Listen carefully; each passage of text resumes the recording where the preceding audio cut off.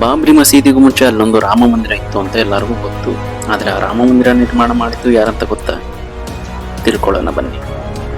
ಹಳೆಯ ರಾಮ ಮಂದಿರವನ್ನು ನಿರ್ಮಾಣ ಮಾಡಿದ್ದು ಚಕ್ರವರ್ತಿ ವಿಕ್ರಮಾದಿತ್ಯ. ಇವರು ಒಮ್ಮೆ ಅಯೋಧ್ಯೆಗೆ ಭೇಟಿ ಕೊಟ್ಟಾಗ ಅಲ್ಲಿನ ಋಷಿಮುನಿಗಳು ಸಾಧು ಸಂತರುಗಳನ್ನು ಭೇಟಿಯಾಗಿ ಅಲ್ಲಿನ ಸ್ಥಳ ಪುರಾಣವನ್ನು ತಿಳ್ಕೊಂಡು ಅಲ್ಲಿ ಒಂದು ಭವ್ಯವಾದ ರಾಮ ಮಂದಿರವನ್ನ ನಿರ್ಮಾಣ ಮಾಡ್ತಾರೆ.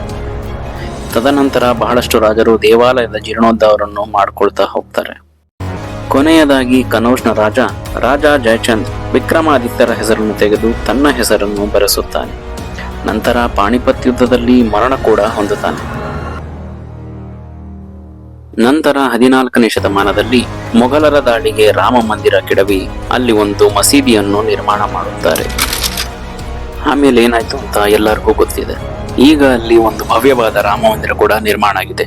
ಯಾರೆಲ್ಲ ರಾಮ ಮಂದಿರಕ್ಕೆ ಭೇಟಿ ಕೊಟ್ಟಿದ್ದೀರಾ, ಹಾಗೆ ಯಾರೆಲ್ಲ ಹೋಗ್ಬೇಕು ಅಂತ ಇದ್ದೀರಾ, ದಯವಿಟ್ಟು ಕಮೆಂಟ್ ಅಲ್ಲಿ ತಿಳಿಸಿ.